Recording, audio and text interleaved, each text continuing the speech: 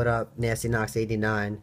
Introspections of Life is my mixtape that I have the songs on YouTube, and I also have physical copies made. I will address that in further videos, but this is going to be in a separate playlist from Introspections of Life, and it's going to be my album reviews that I'm doing.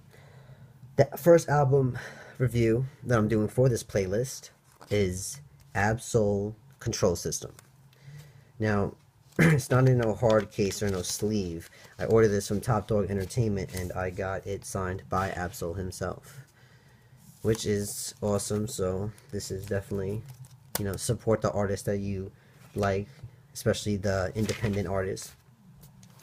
Now, Control System, Absol, if you know who he is, he's signed to TDE, and this is his. I think this is considered his first album, or it might be the third long term album. I'm not sure what they consider it, because he has the long term series, the 1, 2, and they consider those mixtapes. And I think the third one's questionable. I'm not sure. I don't know, but I consider them all albums just because, you know, it's not treated like a mixtape. It's not treated like it's just a little quick band-aid. It's like more of like he's putting out the classic material to describe who he is as an artist, and you just only gotta appreciate that. When artists use mixtapes to their advantage in that kind of way. But anyway, Absol is a very introspective artist, and he has his play on words, and he uses his words metaphorically to get his message across, which which is what I really like about him. And I'm gonna break down most of the tracks, possibly all of them. The first track is Solo Ho. The song starts with an intro, giving the listener an idea of what exactly the album is gonna be about. So it's gonna be an album that has a direction. It's not gonna be scattered with songs that are about this, about that, about this.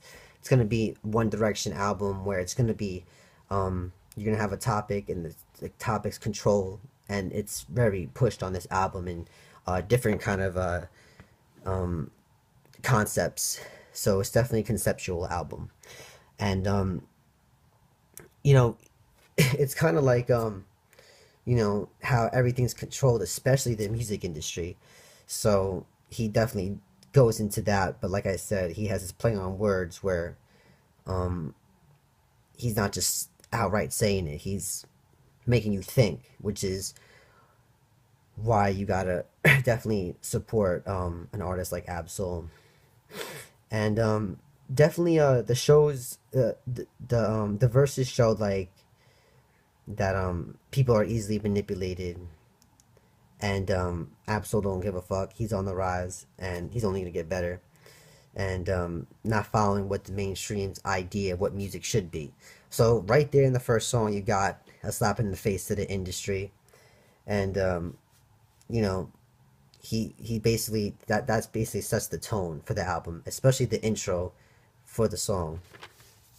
Now obviously I wrote notes down, but second track, track two, um, the track is like, it seemed like it's like a breakthrough to the music business, like kicking down the door, and you know he's basically out at the people who have this false perception of what reality is, the fake rappers, competition as far as that goes, and saying focused and driven is basically how this song, what this song is. Very makes you want to get up on your feet, definitely.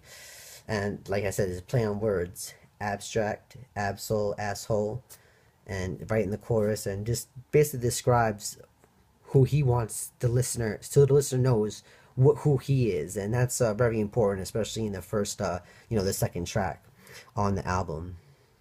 Giving the listener your identity, and what's it called? The lines, what is your life about? Enlighten me. Is you gonna live on your knees or die on your feet?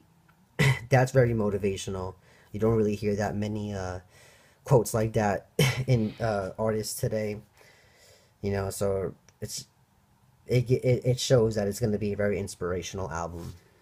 Now, the track Bohemian Grove, the track three.